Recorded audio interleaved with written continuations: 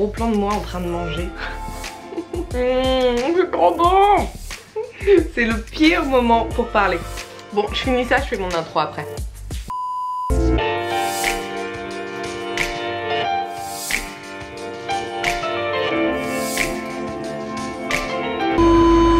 Salut tout le monde, j'espère que vous allez bien. Bienvenue dans cette nouvelle vidéo.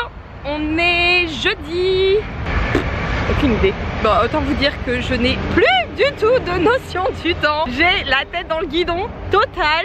Oh, l'expression has-been. Bref, après avoir pris le métro, m'être tapé un nombre incalculable de pots d'échappement, m'être paumé évidemment parce que moi je me perds tout le temps, j'ai enfin retrouvé mon super spot pour me faire un bon training dehors parce qu'aujourd'hui le but, ah oui vous voyez toujours ma caméra dans mes lunettes, le but c'est d'être au maximum dehors, de prendre un bon shot de vitamine D et surtout de respirer un petit peu parce que là je vous avoue que je pète littéralement un plomb dans mon appartement à bosser non-stop. Je vous rappelle que j'habite dans un 20 mètres carrés et que mon appart est littéralement mon bureau partout, que ce soit ma cuisine, mon salon, chambre, tout ce que vous voulez, je passe mon temps à bosser. Imaginez-vous vivre sur votre lieu de travail. C'est pas franchement agréable. Donc là, rayon de soleil, je vais dehors, je vous emmène avec moi sur toute cette journée. Évidemment, je partage avec vous mes petites recettes du jour. Et d'ailleurs, ce soir, j'ai une petite recette que vous attendez qui normalement devrait vachement vous plaire. Donc là, on est à Courbevoie, sur les berges. Et bon training outdoor parce qu'en plus la salle est fermée. Je pense qu'ils vont la rénover, j'espère qu'ils sont en train de la rénover. J'ai un peu peur qu'on retrouve aucune barre olympique à la réouverture de la salle parce qu'ils ont des petits problèmes d'insonorisation, donc on croise les doigts. Mais voilà, je suis sans salle aujourd'hui, j'avais pas envie de traverser Paris pour aller m'enfermer dans une autre salle. Donc training dehors, et j'en profite d'ailleurs pour vous rappeler que sur mon site, je vous ai fait deux petits programmes qui s'appellent le Get in Shape et le Get That Booty qui sont parfaits si vous n'avez pas de salle ou même si vous n'avez pas de temps, si vous n'avez pas le temps d'aller à la salle, si vous avez des bouts de chou avec vous, si vous restez chez vous, si vous entraînez chez vous, si vous voulez vous entraîner dehors, ils sont tous les deux très très bien. Donc le Get in Shape et Full Body, je l'ai vraiment conçu pour vous permettre de vous remettre globalement en forme, que ce soit au niveau de la condition physique, au niveau de la shape, au niveau de la posture, au niveau de l'endurance, tout. Et le Get That Booty est un petit peu plus axé bas du corps, donc n'hésitez pas à aller jeter un petit coup d'œil. Pareil pour les vacances, c'est plutôt pas mal puisque l'un comme l'autre demande très peu d'équipement. Voilà, ça c'était pour la petite aparté. Vous me croyez si je vous dis que j'ai mal au bras? Bon, j'arrive bientôt à mon petit spot, donc il est temps d'aller s'entraîner. J'ai juste un petit souci, comme toutes les nanas de la terre, j'ai envie de faire pipi et ça c'est un grand mystère, je ne sais pas comment on fait quand on s'entraîne en extérieur et qu'on a envie de faire pipi.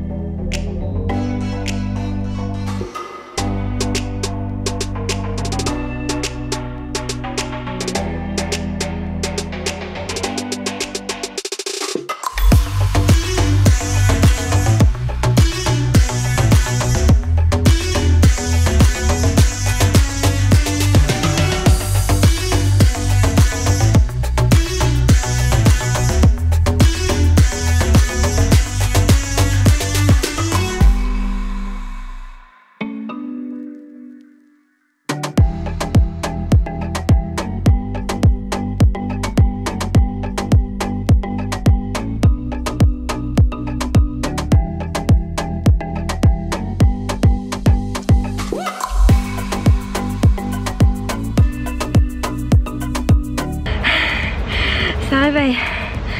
Par contre il y a un mec qui est en train de faire des super handstands en face de moi. Faut vraiment que je continue à bosser parce que c'est super frustrant. Oh là là. Oui, je suis en train d'en profiter pour prendre un peu de récup. Parce qu'en fait, je suis une grosse tricheuse.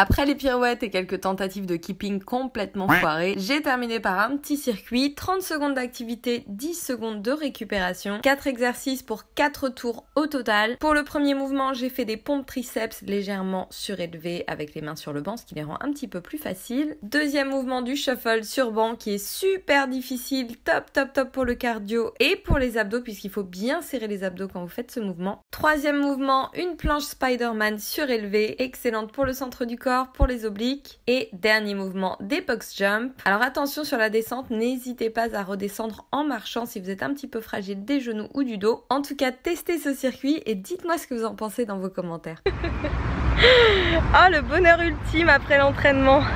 Mortel. Voilà, je suis sous un petit arbre avec plein de pissenlits. D'ailleurs, j'ai failli en avaler plein pendant mon training quand je courais.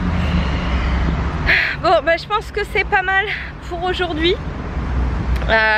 Comme je vous le disais, quand il fait beau, si vous avez, enfin comme je vous le disais, non, en fait j'ai fait un post hier sur Instagram dans lequel j'en parlais, mais ouais, quand il fait beau, profitez tant que vous le pouvez du grand air. C'est hyper important. Et d'ailleurs il faut savoir qu'il n'y a rien de plus pollué que l'intérieur d'une salle de sport. C'est un truc de malade. C'est même plus pollué que le périphérique en mode bouchon. Donc bon à savoir, n'est-ce pas? Donc voilà, si vous pouvez, surtout si vous bossez en intérieur, quand il y a un rayon de soleil et que vous pouvez sortir, sortez. Faites-vous des trainings en extérieur, même si vous faites de la muscu, ça fera du bien à votre corps. Là, mais rien que de courir, de faire des sprints, ça m'a scié les jambes parce que j'ai perdu complètement l'habitude de le faire. Même l'escalator, enfin le Stairmaster ou le tapis, vous n'aurez pas les mêmes sensations. Donc voilà, je vous encourage vivement à aller dehors. Et autre petite info, les bandes élastiques, vous me le demandez régulièrement. Je vous partage l'info régulièrement dans mes vidéos, mais elles passent souvent à la trappe. Les bandes élastiques que j'utilise viennent toutes de chez Force Trainer, que ce soit les bandes pour les tractions, que ce soit les bandes pour les fessiers, elles viennent toutes de chez eux. Et d'ailleurs, à propos de Force Trainer, le 30 juin, si vous êtes à Paris, on vous organise un event du feu de Dieu, et justement on va les utiliser, ces petites bandes élastiques. Donc voilà, si vous êtes à Paris, bloquez la date du 30 juin, je vous donnerai plus d'informations sur Instagram ou peut-être dans une prochaine vidéo YouTube sur les horaires, le lieu exact qui va être canonissime. Donc voilà, en tout cas ça va être absolument génial, et puis ce sera une occasion de vous rencontrer et j'ai hâte de vous rencontrer. Bon, alors là je suis confrontée à un problème de taille. J'ai une envie de faire pipi de malade et je suis à équidistance des 2 stations de métro en fait. Je suis à plus d'1 kilomètre de Pont-de-Neuilly et à plus d'1 kilomètre de La Défense, donc je ne sais pas quoi faire. Et j'ai plus de cerveau en plus, donc si je reste là, peut-être que l'envie va passer.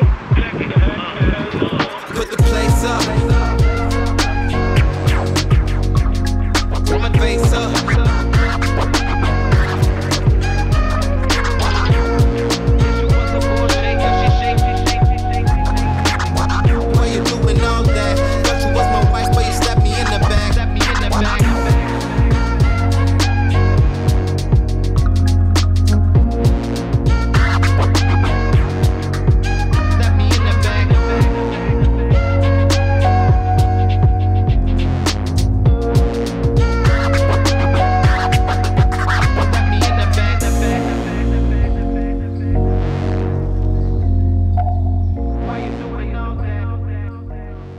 ça y est, de retour de mon expédition courbevoisienne. C'est comme ça qu'on dit. Il est largement temps de manger, il est plus de 15 h, donc là je crève de faim. Et je vais encore profiter du beau temps, quoique ça commence à se couvrir un peu. Non, c'est pas mal. Donc pour ça je vais me faire une petite salade que je vais emporter dans un bocal parce que c'est vachement pratique. Quand vous mettez la sauce, vous avez juste à secouer, ça déborde pas, on en met pas partout.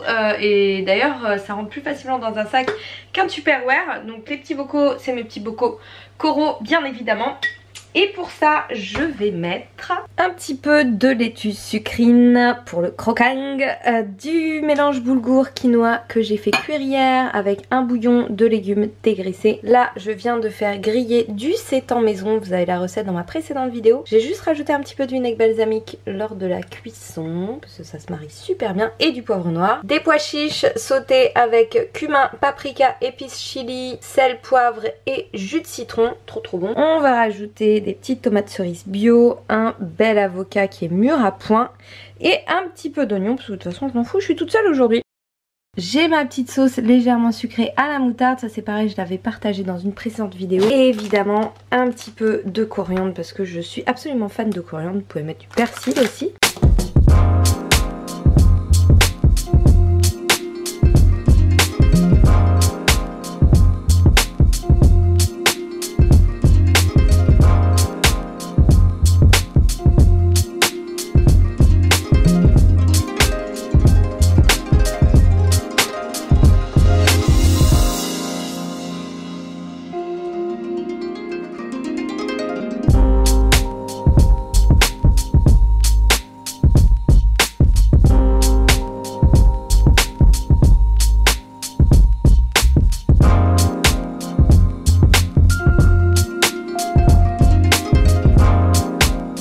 Bon alors j'habite certes dans un appartement microscopique et absolument hors de prix, mais l'avantage c'est que le quartier est super sympa. Donc là je vais aller me poser dans un petit parc à 2 pas de chez moi pour manger ma salade avant d'aller me remettre au boulot.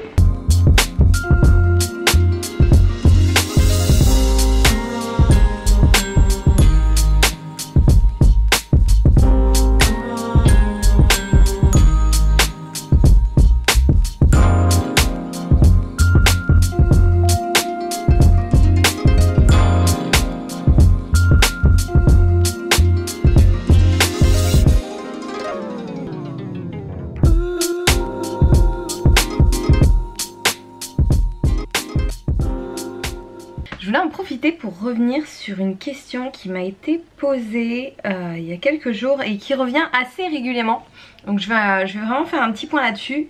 J'ai FitMaria11 qui me dit bonjour, pour avoir une diète vegan sportive, il faut forcément utiliser MyFitnessPal à tous ses repas. Donc je veux vraiment clarifier la chose parce que je veux pas que vous pensiez peut-être qu'avec mes journées dans mon assiette, quand je vous donne notamment les calories des repas que je propose, des recettes que je propose, peut-être que vous pensez qu'en fait je continue à traquer tout le temps mes calories, ce qui n'est absolument pas le cas. D'ailleurs j'ai posté là-dessus sur Instagram en même temps que ma petite physique update, my shape du jour, que je vous mets par ici, que je trouve plutôt pas mal compte tenu du peu d'attention que je porte notamment au suivi au traquage de mes macronutriments, que je ne traque absolument pas pour le moment.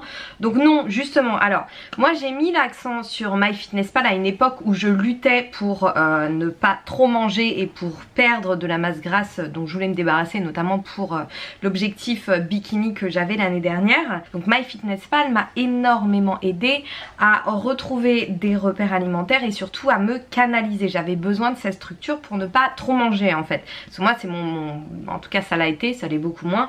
Mon gros problème c'est de manger trop. Voilà, je suis une grosse mangeuse, j'ai énormément d'appétit et je pense que vous le savez. Et j'insiste aussi sur l'utilisation de MyFitnessPal pour toutes les personnes qui ont des objectifs physiques mais qui n'ont absolument aucune idée de leurs apports journaliers, de leurs besoins réels. Et ça je pense clairement que c'est une étape indispensable si vous voulez vraiment avoir des résultats.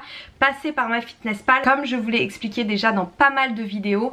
Ça va vous permettre vraiment de constater semaine après semaine comment votre corps réagit en fonction des aliments que vous apportez, puisque vous avez toutes les informations à votre disposition. Je vous remets évidemment les liens des vidéos en barre d'infos, mais voilà, pour moi MyFitnessPal c'est indispensable pour à un moment donné apprendre, savoir, reconnaître ce qu'on met dans son corps et les effets directs que ça a, et surtout à placer le curseur au bon endroit en fonction de ses apports et de ses besoins. Mais au-delà de ça, le but c'est certainement pas de passer sa vie sur MyFitnessPal. Et ça c'est une chose à laquelle je ne vous encourage pas, parce que c'est pas une vie de traquer constamment ses calories. À un moment donné, il faut réussir à se reconnecter avec soi-même et savoir au quotidien, réussir à gérer ses portions au quotidien, réussir à reconnaître un petit peu, à identifier ce qu'on a dans son assiette, ce que ça représente en termes d'apport énergétique, en termes de calories, et si c'est correct par rapport aux besoins du corps. Et ça vient avec l'expérience et avec un petit passage par MyFitnessPal de manière temporaire pour réussir à établir un petit peu vos besoins et à apprendre à savoir comment votre corps réagit par rapport à ce que vous mangez. Donc moi à l'heure actuelle, comme je vous le disais, je n'utilise quasiment pas MyFitnessPal. J'utilise énormément MyFitnessPal pour calculer les macronutriments de chacune des recettes que vous retrouvez dans les Vegelicious, donc dans le Vegelicious numéro 1 petit déjeuner qui est déjà sur mon site et dans le Vegelicious numéro 2 qui va sortir très bientôt. Mais en dehors de ça, en ce moment je ne traque pas du tout mes macronutriments et étonnamment là j'étais plus dans une optique de réduction calorique parce que je me suis pas mal lâchée ces dernières semaines et pas forcément des manières les plus saines possibles, hein. Je me suis fait plaisir avec des trucs bien riches et c'était franchement le kiff. Et finalement je me rends compte que j'arrive à très bien gérer même un léger déficit calorique sans avoir besoin de MyFitnessPal. Donc c'est vraiment ce que je vous souhaite, que vous passiez par cette phase d'apprentissage et que vous augmentiez vos connaissances, que vous améliorez votre ressenti pour ne plus être dépendant d'une application comme MyFitnessPal. J'espère avoir clarifié la chose. N'hésitez pas à me poser des questions dans vos commentaires si vous en avez. Moi je me remets évidemment à mon Vegelicious numéro 2 parce que je veux vraiment le sortir très bientôt pour que vous le découvriez très vite et je pense vraiment qu'il va vous plaire. 2000 years later. Bon ça y est, le moment est venu de vous faire découvrir ma recette de pizza. Et oui, ce soir c'est pizza et pizza plutôt super simple puisque je vais utiliser des wraps. Donc on appelle ça une pizza tortilla il me semble. Et elle est super bonne, j'ai évidemment déjà testé. Elle est dans le Vegelicious numéro 2 bien sûr et surtout vous allez pouvoir la faire vous-même dès maintenant. Pour ça on va avoir besoin de haricots noirs. Alors ça peut être des haricots rouges, il n'y a pas de problème. Vous verrez pourquoi je les utilise mais c'est trop bon. Pour la garniture ce sera champignons, tomates, poivrons grillés dont j'ai retiré l'huile, du basilic, du kale, ça peut être des pousses d'épinards aussi, et de la courgette. Je vais avoir aussi besoin d'un petit peu d'oignon que j'ai haché à la main, un petit peu d'ail, c'est important l'ail dans la vie vous savez, et une sauce tomate maison que j'ai déjà partagée avec vous dans une de mes précédentes vidéos, que je vais refaire ce soir à base de tomates séchées, oignons, ail, origan, 150 g de tomates pelées bio, un petit peu de sirop d'érable et voilà, vous verrez pourquoi serviront les cajous après. Évidemment il va falloir des wraps, donc là il n'y avait pas de wrap au blé complet mais vaut mieux en prendre au blé complet, encore mieux si vous trouvez des wraps protéinés, j'en ai vu sur internet, je vous mets le lien en barre de description. C'est parti, on va attaquer cette pizza hein. Donc je vais commencer tout simplement par écraser mes haricots pour les réduire en purée. Alors moi je le fais à l'ancienne avec mon petit mortier, ça c'est vachement pratique d'avoir un mortier chez soi, ça évite de sortir le blender et d'avoir 50 000 vaisselle à faire, sachant que mon blender je vais déjà m'en servir pour ma sauce tomate, donc j'écrase ça rapidement. Alors celui-ci de petit mortier, vous savez où je l'ai trouvé? Je l'ai trouvé chez H&M maison, je savais même pas qu'ils avaient des trucs pour la maison chez H&M, d'ailleurs n'y allez pas parce que c'est très dangereux évidemment. Je suis sûre qu'avec un peu de patience on peut même faire de la cookie dough comme ça. Bon, c'est quand même mieux avec un bon blender la cookie dough hein. Voilà, donc mes haricots sont écrasés. Je vais maintenant les étaler entre mes deux wraps.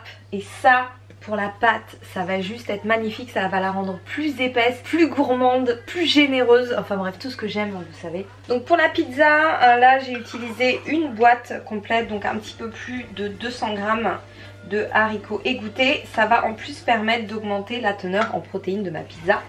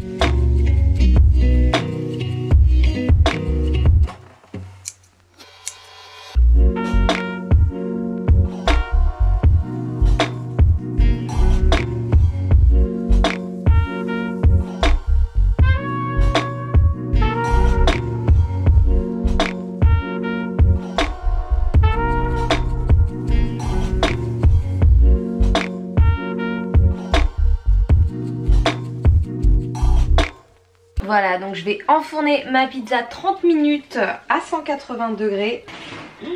J'ai trop faim. Et pendant ce temps là, je vais préparer un petit truc qui va la rendre encore meilleure, du parmesan végétal. Et vous allez voir à quel point c'est simplissime à faire.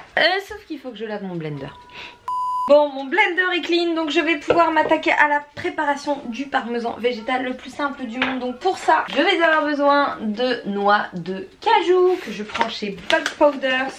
Hop là, et elles sont toutes neuves celles-là. Donc je vais en utiliser une demi-cup. Alors vous me demandez à chaque vidéo où est-ce que je trouve mes cups. Ça se trouve en boutique spécialisée ou sur Amazon, donc je vous mets le lien en barre de description. Donc il nous faut une demi-cup de noix de cajou. Vous allez voir, c'est ultra simple. Une cuillère à café d'ail en poudre. Donc là, comme la mienne est sale, je mets 2 demi-cuillères à café. Ce qui revient exactement au même. Je vous jure, les cups, ça change la vie. Donc chopez-en un kit. Parce que vous allez aller 10 fois plus vite dans la préparation de vos recettes. Alors ça, c'est de la levure maltée, un de mes trucs fétiches. Si vous avez vu ma vidéo sur les essentiels, vous savez que je ne peux plus m'en passer. Celle-ci vient de chez Coro parce qu'elle est juste trop bonne. Donc là, 3 cuillères à soupe. Hop là. À peu près une demi-cuillère à café de sel. Alors là, comme celui-ci, je ne peux pas le doser. Je vais faire un petit peu au pifomètre. Et du poivre noir. Vous avez une magnifique vue de mes aisselles. Bon, ça va. On va blender ça vite fait.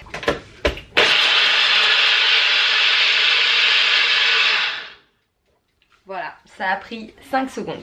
Par contre en 5 secondes j'ai perdu mes tympans et je pense que mon voisin aussi. Voilà le résultat, une petite poudre super bonne, super riche en goût, à saupoudrer sur les pizzas, sur les plats de pâtes, sur les Buddha bowls, sur les salades, un petit peu partout.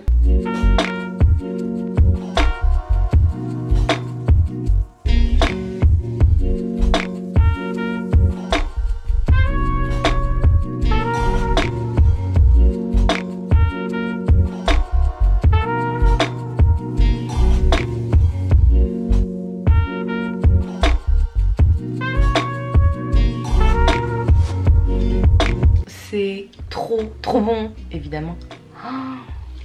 Bon, écoutez, si vous n'aimez pas cette pizza, vous n'êtes pas humain. Je suis désolée, elle est vraiment mais trop bonne. Vous pouvez mettre un petit peu ce que vous voulez au niveau garniture, mais alors le chou kale passe super bien. Beaucoup mieux que les pousses d'épinards d'ailleurs qui ont tendance à sécher au four. Testez, laissez-moi un commentaire et surtout kiffez parce que c'est vraiment un pur plaisir. Et en plus un plaisir non coupable puisque cette pizza tourne aux alentours de 700 calories, un petit peu plus de 700 calories avec le parmesan végétal et 35 grammes de protéines. Donc c'est vraiment très bien. Donc vous pouvez totalement vous faire plaisir au quotidien en mangeant ce genre de choses et je vous jure que ça joue énormément, notamment sur les envies irrépressibles, sur les compulsions. Moi je n'en ai mais plus du tout, alors qu'avant j'en avais franchement pas mal.